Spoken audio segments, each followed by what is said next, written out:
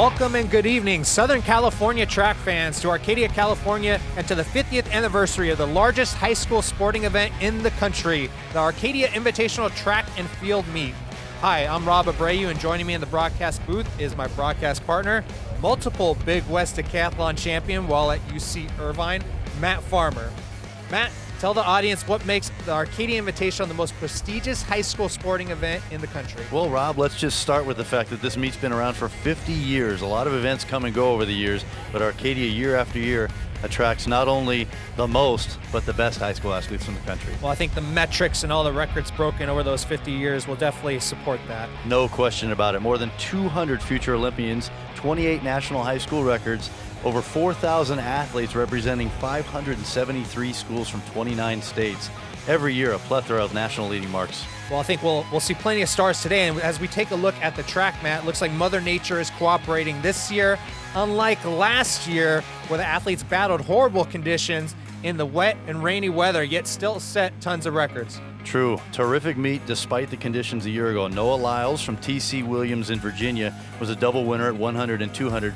He went on to finish fourth in the Olympic trials at 200 meters. There's Michael Norman. Vista Marietta High School was the winner at 45.51, beating Noah's brother Josephus at 400 meters. Rachel Baxter set a state record in the pole vault for Anaheim of Canyon, and she's back this year as well. And the 4x1600 national record for the Wolfpack of Great Oak. All memorable performances, especially considering the conditions this year, sunnier skies. Matt, what can we expect this time? Well, let's start with that 4x1600 relay. There's a good chance that record could be in jeopardy. After 40 years, it wasn't broken until Great Oak did it last year. American Fork going to make a run at it this year out of Utah. I also like the matchup in the boys 100 between Isaiah Cunningham from Rancho Verde and Javelin Guidry out of Vista Marietta. The boys 3200, always a highlight of this meet. We'll say how many athletes can break that venerable 9-minute mark. But Rob, let's face it, this year's meet is all about a current Olympian, not future Olympians. That's right, Olympian from last year in Rio, Sydney McLaughlin, the senior out of Union Catholic in New Jersey, will be running her first ever 300-meter hurdles tonight. She qualified and participated last year in Rio in the 400-meter hurdles. Can't wait to see McLaughlin. But looks like the first race is ready. We have the boys of 4x100 on the track, and it features Cunningham running anchor for Rancho Verde. The Mustangs are a great team, and they are the state leaders at 41.09, a top 15 time thus far in the country. They'll be in lane 5, but they should be challenged by last year's champion, Vista Marietta, in lane 2.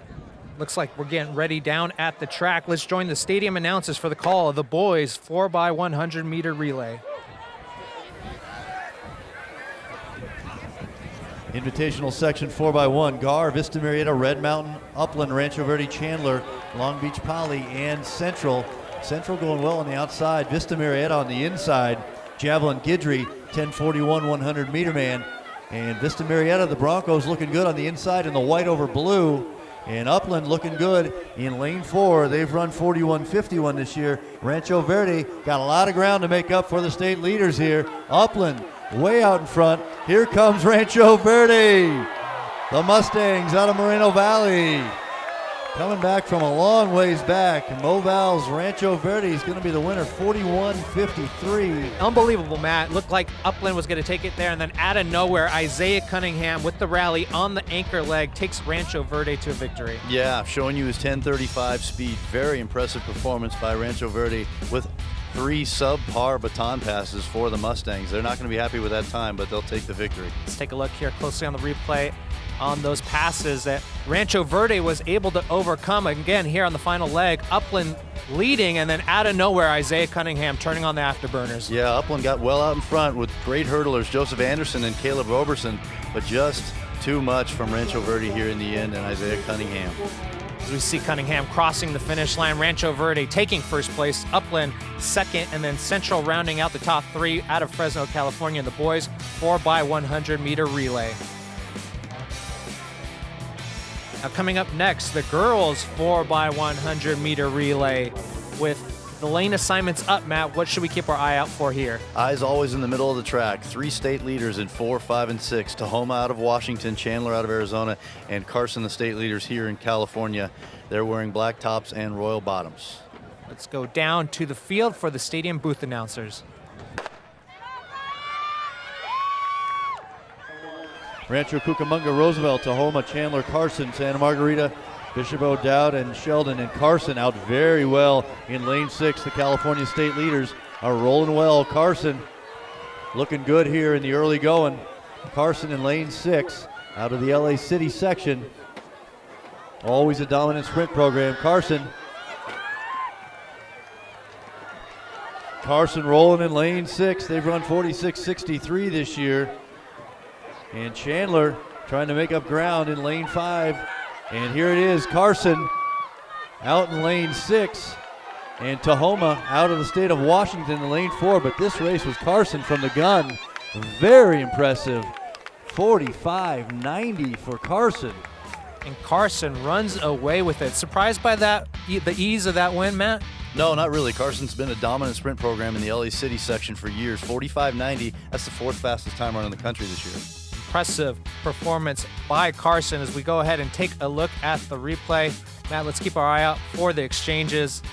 Let us know with your thoughts. Terrific lead leg for Carson. They're well out in front. You can see them in lane 6 in the black tops. A huge lead as we head to pass number 2. And of course, as it came down to the final anchor, much like we saw in the first race, Carson really just pulling away. We see they crossed the finish line, taking first place. Tahoma out of Maple Valley, Washington, taking second. And rounding out the top 3, Sheldon from Sacramento. We see the girls get warmed up and ready for the 1 mile run here coming up next when we return on the Arcadia Invitational.